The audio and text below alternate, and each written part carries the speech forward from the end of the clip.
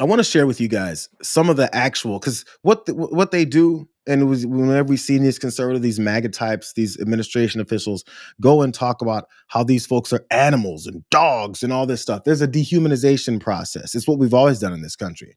When we enslaved people, it was a dehumanization process. When we've killed people and put them in internment camps, there's a dehumanization process. Every time these white supremacists do these things, they do it with a dehumanization. So sometimes you have to reinsert the humans that they're attacking. Make sure people understand who it is that they're doing this to and how bad it really the effect that it's had on them. This report ought to shock America's conscience. Americans should be shocked to read these stories. 22 American citizens treated in a way we would not tolerate anyone in this great nation, our fellow citizens, being abused and mistreated. Americans should have a hard time recognizing our great nation in these shocking, stomach-turning stories of fellow Americans assaulted brutally by agents of the United States government. So that's Senator Blumenthal there releasing this report. It's his new report featuring accounts of citizens that were assaulted and illegally detained by these employees of the Department of Homeland Security. So he's got these accounts, and in releasing that account, as he said, if you read it, you'd be appalled by the, dehumanization and the things that we've done to folks. And he interviewed several of them and told their stories. Let me ask each of you, did you make an effort to tell the agent, masked, unidentified, from an unmarked car, that you were a United States citizen, and did you make an effort to present identification? Mr. Reddes? Yes, I made it very clear that I was a U.S. citizen. It was the first thing out of my mouth. They asked me if I had an ID. I told them I did. I told them that I was a citizen. I said I have license plate that could prove I'm a disabled veteran. I have a sticker on my windshield that says I'm an Iraq combat veteran. I gave them any opportunity they wanted for me to show them proof. I did have a chance to eventually let them know, but that was already after I was in FBI custody, so maybe like 4 hours into the assault. Yes, I was at an airport. They had my passport and everything else. I came through trusted travel programs, the lane that you're supposed to just go through in a few seconds. I've had them for years. I've been extensively vetted. I'm an educator and superintendent. We go through lots of background checks. The government has a lot of information on me. They knew exactly who I was. Yes, I told them multiple times I was a U.S. citizen. I gave them my real ID and my driver's license. Yes, they do. I told them multiple times I have my passport. I had my passport with me, and I told them I was born in San Bernardino. They were just replying, you know what, we're not asking for that. So I was asking, what are you detained for? Weird. It's very similar to the story that the Somali American man told about being confronted, chased when he wasn't running, and slammed against doors of this restaurant. And then when providing the papers that he shouldn't even have to provide, as the rest of these folks tried to do or did, they don't care. The response is, I don't need that. I'm here to attack you. I'm a criminal. So when people say stupid like, you have nothing to worry about as long as you're not doing anything.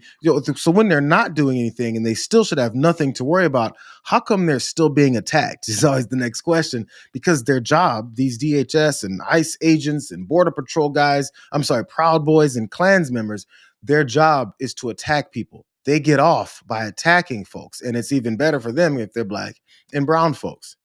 Here's one particular lady. Ms. Velez, after detaining you for 48 hours, despite being a United States citizen, despite showing them proof that you were a U.S. citizen, you were then charged with assault.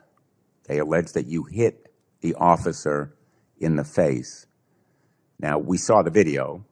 You never hit that officer. It was a total lie. And after your lawyer requested the officer's body camera footage, your lawyer requested it, the charge against you was suddenly dropped. What did the Department of Homeland Security say happened, and what did the video show?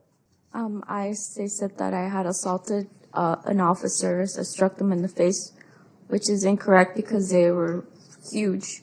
and I'm really small. On You are I'm 4'11". not a big person, Not a big person. But so you never hit that officer in the face. no, I did not. So they attack a 4'11" small woman, charge her with assaulting them because they're cowards, because they're little bitches, because if you do hit them in the face, they might drop and be knocked the fuck out. That's why. And then when asked for actual evidence behind it, suddenly the charges are dropped. It's weird because it's also what they did to the guy up in Minnesota. Claimed he was running when, by the way, you have a right to run. Claimed he was running, claimed he wasn't given papers, and then when all that came forward, all these charges were suddenly dropped. It's weird. It's like it's the way they operate. It's almost like what they tell them they should do. Someone gives you the information that you're supposed to demand, and then when they give it to you, say, I don't need it, I don't give a damn about any of that. Then after you take them and assault them, then claim that you got assaulted. Man, what a gang of bitches. Here's one more bit of these accounts of people that were victimized by these little babies.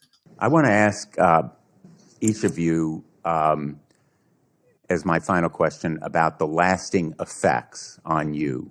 Yeah, I don't feel safe to this day. And Mr. Ramirez, you mentioned your diabetes. Did that have an effect on you, being kept in detention without the proper care?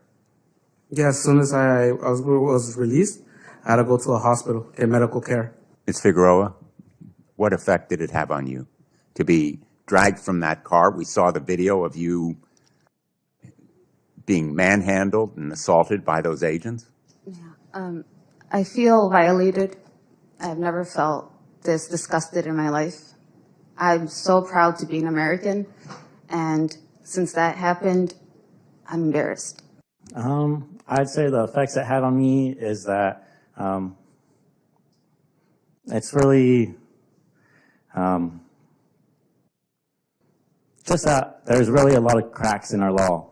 It showed me that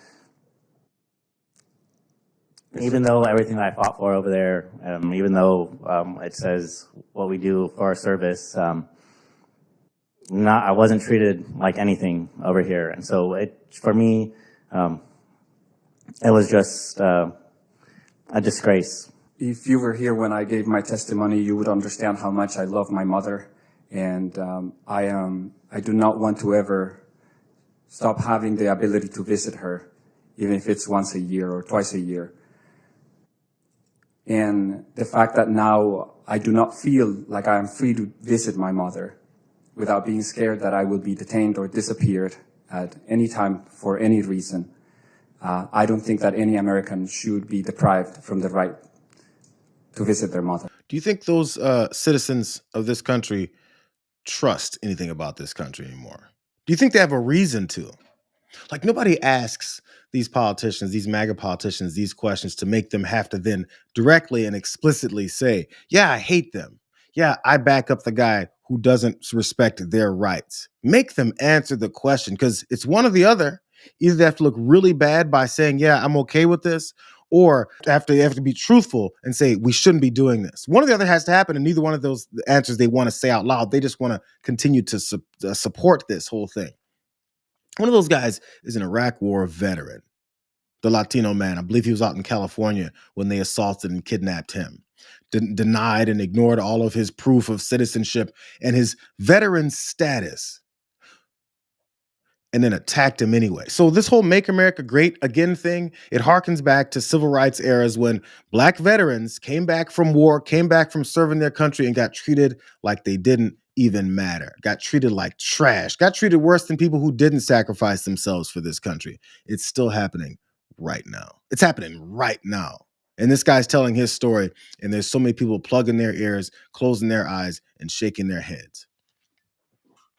It's the American way. It's what they were talking about when they said they wanted to make America great again. It wasn't the great part. It was the horrible parts. And specifically for people that white supremacists dislike. There's no argument anymore for denying that these guys are white supremacists, that these guys are Klansmen, that these guys are targeting minorities.